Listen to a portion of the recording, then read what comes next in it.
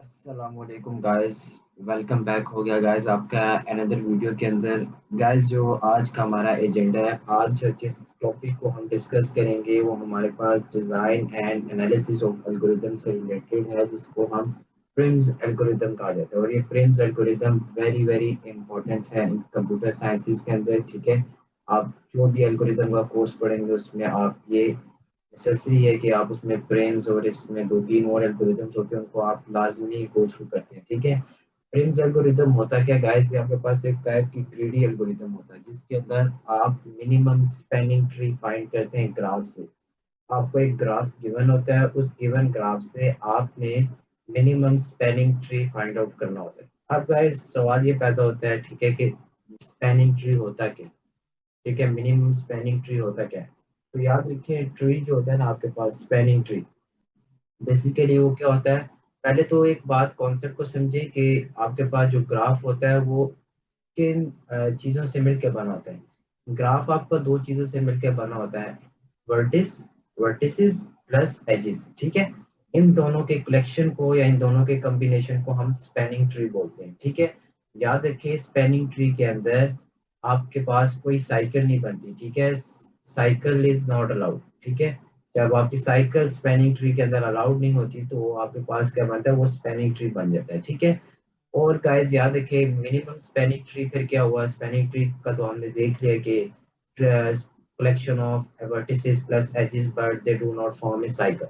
ठीक है, अब हम आते हैं मिनिमम स्पैनिंग ट्री क्या होता है।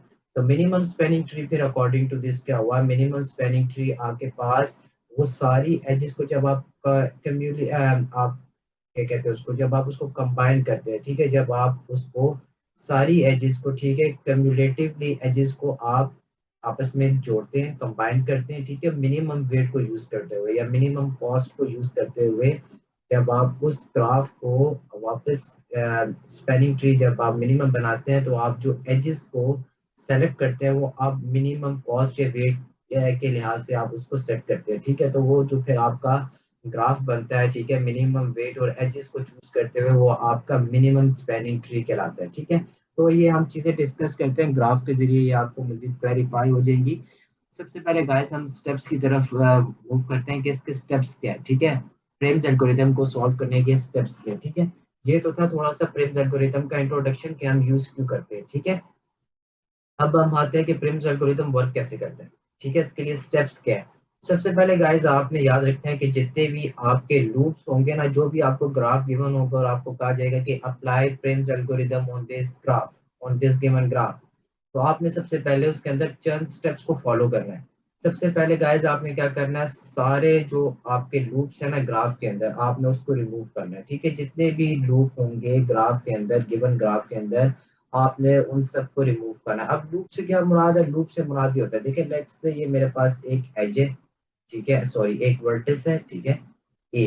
ठीक है, इसके ऊपर ये इस तरह की ये लाइन बनी हुई है, वापस इसी के ऊपर रिपीट हो रही है, इसको कहते हैं loop. This is called the self loop. ठीक है, ये इसके ऊपर एक लूप है। इस तरह के आपको लूप जहाँ के भी ग्राफ के अंदर नजर आएंगे, आपने उन लूप्स को रिमूव करना है। स्टेप नंबर 2 गाइस आपका क्या होगा, remove all the parallel edges from the graph. Parallel edge से क्या हुआ, लेट्स से मेरे पास एक आपके पास वर्टिस है ए और मेरे पास एक वर्टिस है बी। ठीक है, ये दो मेरे पास वर्टिस है।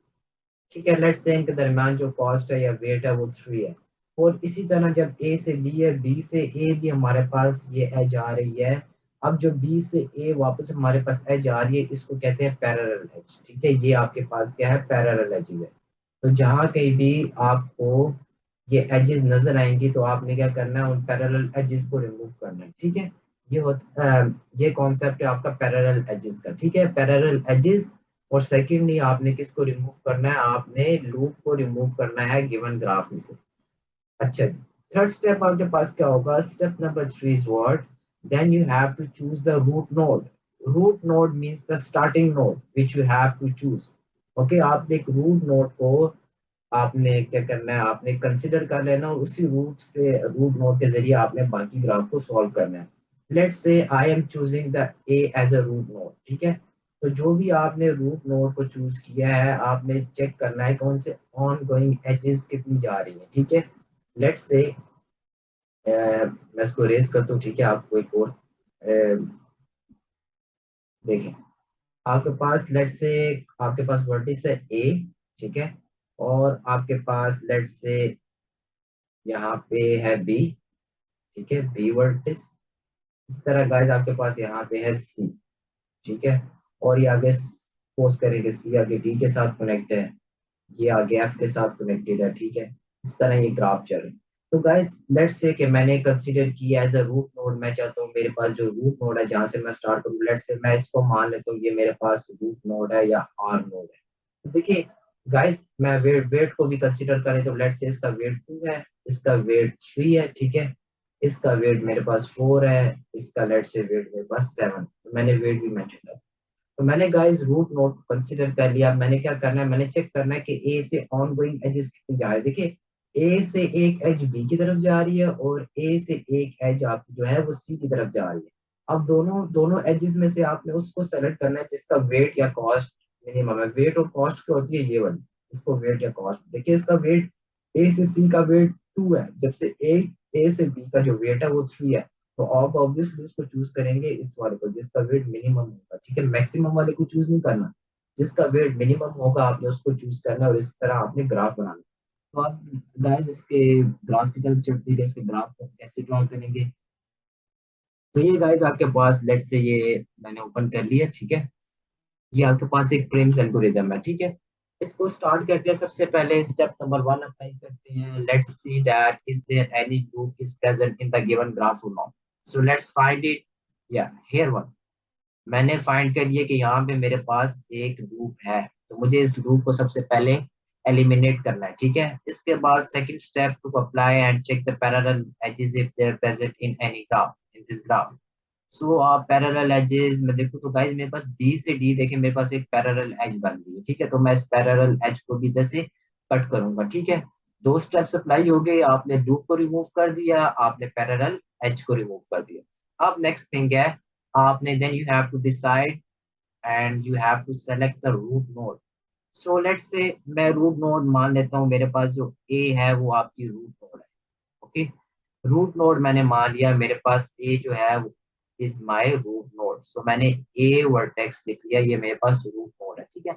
आपने इसको सेलेक्ट कर लिया। अब नेक्स्ट स्टेप जो गाइस आपने देखना है, आपने देखना है कि इससे ऑन गोइंग एजेस कितनी जा रही है। देखिए ए से बी जो आपकी एज जा रही है वो जा रही है 7, जब से ए से सी की तरफ आपकी जो जा रही है एच उसका वेट है 8, जब से ए से बी जो है उसका वेट क्या है 7। तो आप ऑब्वियसली उसको चूज करेंगे जिसका वेट क्या होगा मिनिमम। सो ए से बी का वेट मिनिमम है, तो मैं ए से बी को कंसिडर कर रहा हूँ। मैं I have selected the B, okay. So the weight is 7। तो मैं गाइस अब बी के ऊपर पहुंच चुका हूँ, ठीक है। बी वाला मैंने इधर तक, मैं बी तक पहुंचूंगा, ठीक है। मैंने इसको सेलेक्ट किया क्योंकि वेट इसका मिनिमम था, तो मैं ए से अब बी की तरफ आ गया। अब गाइज मैं आ चुका हूँ इस पोजीशन के ऊपर, ठीक है। अब गाइज आपने एक चीज जो इसमें वेरी इंपॉर्टेंट है आपने ध्यान रखनी है कि देखिए अब आप बी के ऊपर आ चुके हैं, आपने ए से बी वाला आपने पाथ को कंसीडर किया है, लेकिन आपने इसको निग्लेक्ट नहीं करना। आगे जब आप काउंट करेंगे ऑन गोइंग एजेस देखेंगे, आपके पास ये ए से सी वाला भी पाथ मौजूद है, ठीक है। लेट्स से मैं बी से अब चेक कर दूं, चूंकि ये तो मेरे पास पैरेलल एज मैंने रिमूव कर दिया है। अब मैं बी से देखता हूँ कि मेरे पास ऑन गोइंग एजेस कितनी है। तो गाइस बी से डी देखिए आपको एक एज नजर आ रही है जिसका वेट है 6। आपको बी से सी की तरफ भी एक एज नजर आ रही है जिसका वेट है 3, और एक आपके पास ये वाली एज भी रिमेनिंग है ए से सी, इसका वेट आपके पास क्या है 8। तो मेरे पास तीन ऑप्शन है, देखिए एक का वेट 8 है, एक का वेट आपके पास 6 है, और एक का वेट 3 है, ठीक है। तो मैं किसको चूज करूंगा, ऑब्वियसली उसको चूज करूंगा जिसका वेट सबसे कम है, 3 वाला।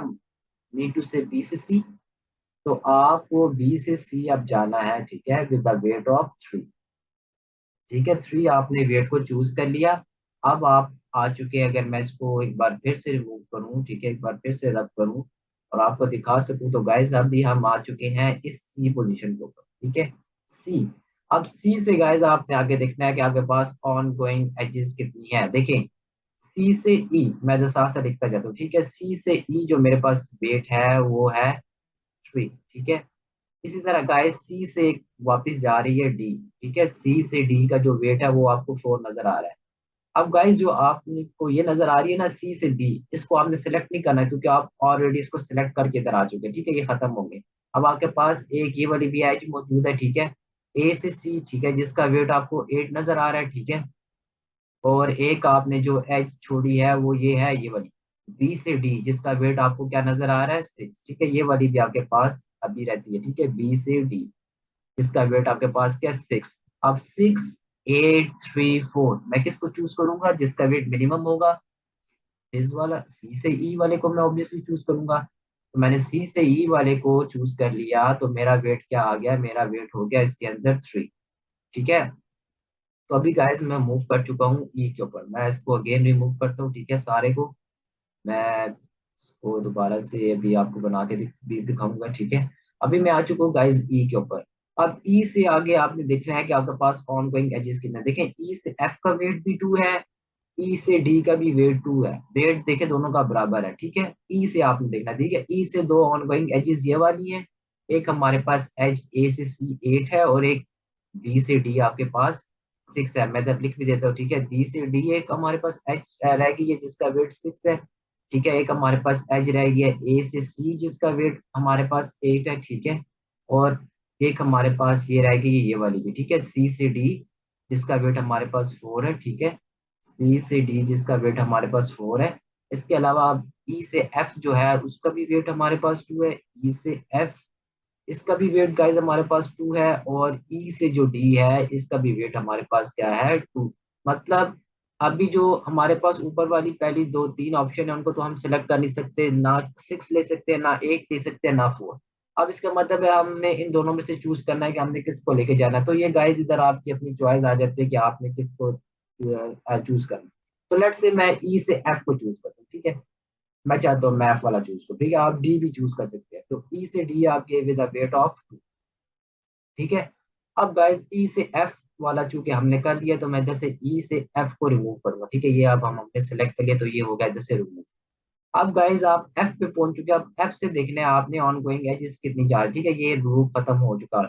देखिए एफ से आप डी की तरफ जा रहे हैं, ठीक है, मैं इधर लिख देता हूँ, एफ से आप जा रहे हैं डी के ऊपर जिसका वेट आपको 5 मिल रहा है, ठीक है, एफ से डी आप जा रहे हैं जिसका वेट आपको 5 मिल रहा है। एफ से वापस आप ई की तरफ नहीं आ सकते, ठीक है, क्योंकि आपने ऑलरेडी इसको सेलेक्ट किया हुआ है, ठीक है। तो एफ से डी एक आपके पास ऑप्शन है, एक ऑप्शन आपके पास सी से डी वेट है, ठीक है, एक आपके पास ऑप्शन किसकी है, ठीक है, एक आपके पास वापस ऑप्शन किसकी है, क्या कहते हैं इसको, ए से सी 8, ठीक है, और बी से डी क्या है आपके पास 6 है, ठीक है। तो अब गाइस देखें, अगर तो मैं सेलेक्ट करता हूँ, देखिए लेट्स से मैं सेलेक्ट करता हूँ, मेरे पास ऑप्शन है, ठीक है, ई से डी, ठीक है, ई से डी को लेट्स से हमने आई थिंक सो ई से डी जी, ई से डी भी आपके पास मौजूद है, ठीक है, ई से डी मौजूद है, एफ से डी मौजूद है, सी से डी मौजूद है, लेकिन वेट वही है कि वेट चेक करना है किसका वेट कम है, 6, 4, 8, 4, 5, 2। ऑब्वियसली जो वेट ई से डी है उसका कम है, तो मैं ई से डी की तरफ यहाँ पे मैं वेट को सेलेक्ट कर दूंगा। ई से डी मेरा वेट क्या है 2। अब गाइस यहाँ पे आके हमने स्टॉप कर देना है, हमें क्यों स्टॉप करना है, क्योंकि अगर आप चेक करें कि आपके पास जितने ऊपर वर्टिसेस थे वो पूरे हो चुके हैं, आपने सब वर्टिसेस को विजिट कर लिया है। आपने देखिए मैं इधर डिफरेंट कलर यूज करता हूँ, देखिए आपने एक नोड ए नोड को भी आपने विजिट कर लिया, बी को भी विजिट कर लिया, सी को भी आपने विजिट कर लिया, डी को भी, ई को भी, एफ को। जब आपने सबको विजिट कर लिया तो अब आपके यहाँ पे आपका आगे हो जाता है खत्म, ठीक है, अब आपने आगे नहीं जाना। देखिए अब आप आगे जाएंगे भी किधर, क्योंकि आपके पास कोई और रूट ही नोड ही नहीं है और वर्टिस ही नहीं है, तो आप आगे किधर जाएंगे। तो ये गाइस आपका मिनिमम स्पैनिंग ट्री है प्रेम्स एल्गोरिथम से। देखिए इसके अंदर हमने बात की थी कि मिनिमम स्पैनिंग ट्री, देखिए मिनिमम ये क्या है, minimum spanning tree. Minimum spanning tree क्यों है, क्योंकि हमने डिस्कस किया कि हमने जो इसके अंदर जो एजेस को सेलेक्ट किया है वो उन एजेस को सेलेक्ट किया है जिनका मिनिमम वेट है, ठीक है।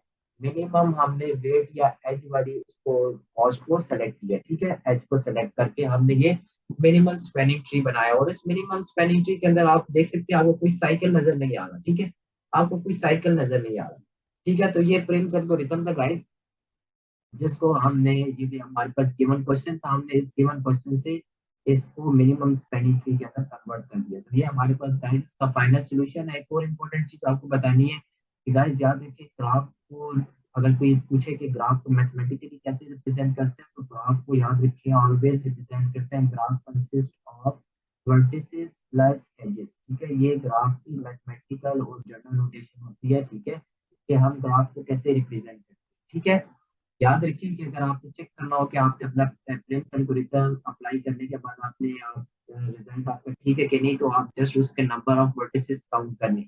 अगर आपके vertices, number of vertices equal आ रहे हैं जितने आपके जो गिवन ग्राफ था उसके अंदर मेंशन थे, तो इसका मतलब है आपने ग्राफ ठीक बनाया है। ठीक है, देखिए मैं इधर काउंट करता मेरे पास कितने हैं, A B C D E F। तो देखिए क्या मुझे इस जो मैंने कल बनाया है इसके अंदर मुझे सारे वर्टिसेस नजर आ रहे हैं कि नहीं, सब नजर आ रहे हैं। देखिए ए से बी भी हूँ, बी से सी, बी, एफ। तो मतलब मुझे, मेरे पास सारे वर्टिसेस को मैंने विजिट कर लिया। ठीक है, सारे नोड्स को मैंने विजिट कर लिया और इसके बाद मैंने अपना फाइनल कंक्लूजन और फाइनल प्रेम्स एल्गोरिथम अप्लाई करने के बाद मैंने ये solution minimum spanning tree find out किया। तो गाइस आई होप सो आपको वीडियो पसंद आई होगी। काइंडली गाइस इसको लाइक करें, सब्सक्राइब करें एंड शेयर करें। मिलते हैं नेक्स्ट वीडियो के अंदर। अल्लाह हाफिज।